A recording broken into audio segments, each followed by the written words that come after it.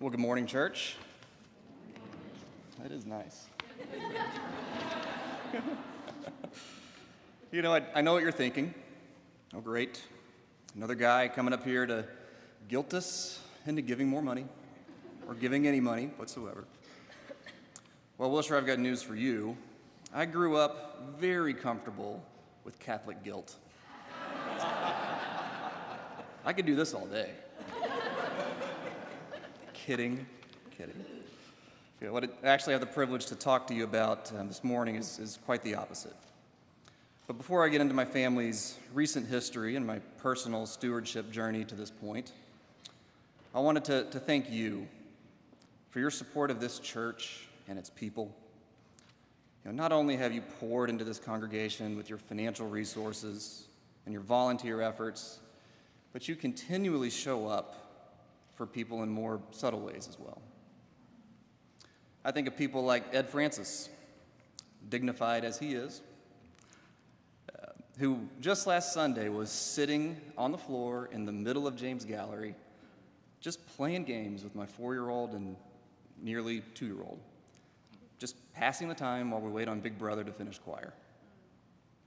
And I know that seems small and insignificant, but you see, it's little moments like that send these signals to our kids' developing brains that tell them, this is more than a place I go to learn about God.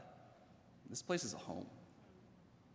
And so, Wilshire, I'm so thankful that this is my home and you are my family. So the Murrays, I suppose I should say these Murrays. Carolyn Murray has this thing where she likes to call her family the Murrays A and we're the Murrays B. Have some issues with that, but we'll work that out later. The Murrays have been Wilshire members for 12 years, save for a 2-year period when we moved to Houston. And in Houston, we instantly joined our sister congregation, South Main Baptist. At South Main, we jumped right in. We served on committees, we worked with the youth group, we attended a weekday young adult Bible study, and all the church events. We were pretty much instant A-list South Mainers. So the one area, though, in which we were not immediately excellent was in our giving. We were actually quite terrible givers. You can call Steve Wells and ask him, and knowing Steve, he'd probably tell you the truth. But the fact was, at that time, we were making very little money, and we had a mountain of student loan debt. I won't tell you exactly how much, but whatever that number is you have in your head that represents too much debt, we had more. I once took Katie's old Trailblazer to get a state inspection and was told that it would fail unless we replaced all 4 tires, and that was going to cost about $1,000. I didn't have $1,000 lying around to spend on tires, so I made the dreaded phone call to my father-in-law, who had to purchase them for us. It was awful. So needless to say, I didn't feel as if I had much disposable income to just give away. So South Main Baptist Church would just have to get along without my help, just like they had for years before I had arrived. So one Sunday was Stewardship Sunday. And after church, we had lunch and divided ourselves into peer groups based on things like age, life stage, etc. Just to make having the uncomfortable and embarrassing conversation about low T, it's low tithing. Thank you. Let's make that conversation just a little less scary and terrible. And during our group discussion, the question about that old school 10% tithe came up, Now, we can discuss the merits of this particular rule of thumb another time, but the conversation ultimately led us to the idea that 10% figure was actually a really good starting point for dialogue with ourselves and with our families.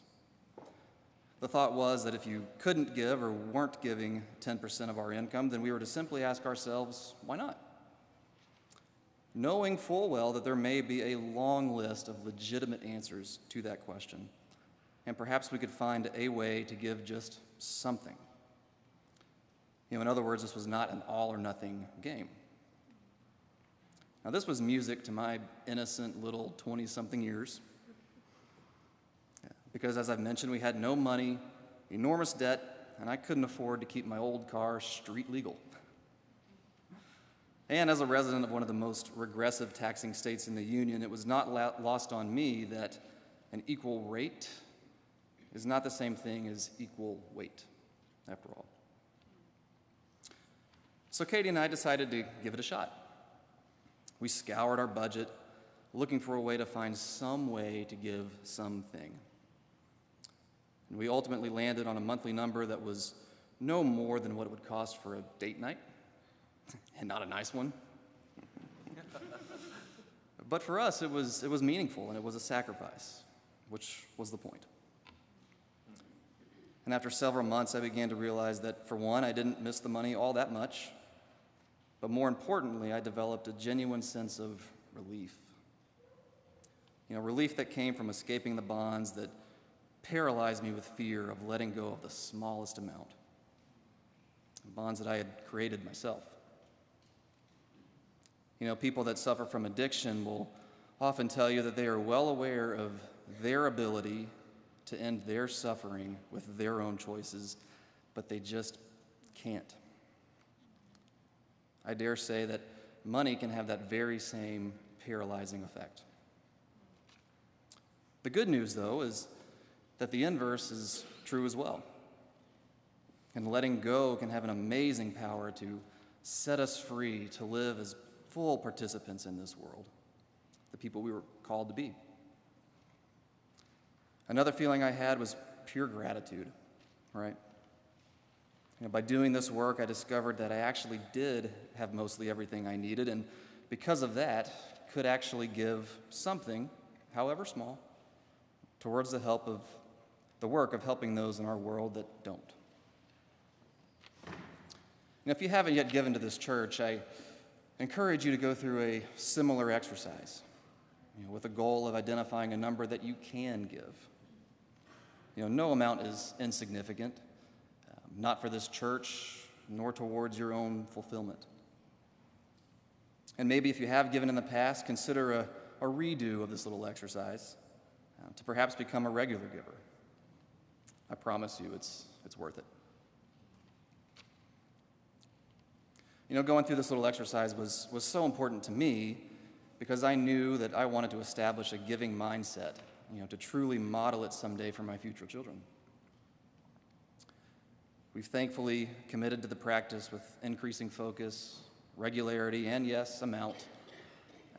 Not that it's been a perfectly straight line of progress by any means, but we've been as consistent as we could be.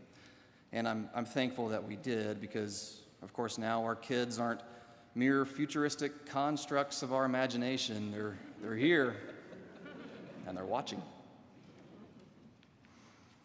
Wilshire, thank you so much for your ongoing generosity.